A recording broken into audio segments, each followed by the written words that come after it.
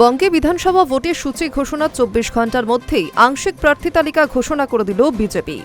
বিরোধী দলনেতা শুভেন্দু অধিকারী লড়ছেন জোড়া আসনে, নন্দীগ্রাম এবং ভবানীপুর। জোড়া আসনে লড়বেন দিলীপ ঘোষও। খড়গপুর সদর এবং বোলপুর থেকে প্রার্থী করা হয়েছে তাকে। এখনও পর্যন্ত ১৪৪ আসনে প্রার্থী তালিকা ঘোষণা করেছে গেরুয়া শিবির। কয়েকটি আসনে জয়ী বিধায়কদের উপরেই ভরসা রেখেছে শীর্ষ নেতৃত্ব। উল্লেখযোগ্য প্রার্থীদের মধ্যে রয়েছেন আসানসোল দক্ষিণে অগ্নিমিত্রা পল, শিলিগুড়িতে শঙ্কর ঘোষ, বরানগরে সজল ঘোষ। উত্তরবঙ্গের প্রার্থীদের মধ্যে বেশিরভাগই অপরিবর্তিত। ২৬ বিধানসভা ভোটে বঙ্গে সরকার গঠনের লক্ষ্য বিজেপির।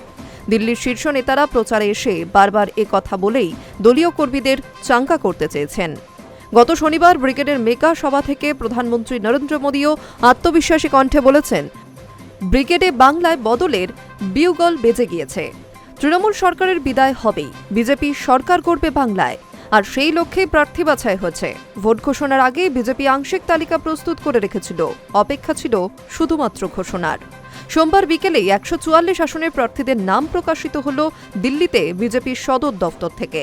প্রার্থী তালিকায় সবচেয়ে উল্লেখযোগ্য বিরোধী দলনেতা শুভেন্দু অধিকারীর জোড়া আসনে লড়াই। নন্দীগ্রামের পাশাপাশি খোদ মুখ্যমন্ত্রী মমতা বন্দ্যোপাধ্যায়ের কেন্দ্র ভবানীপুর থেকে লড়ছেন তিনি। Hi news network.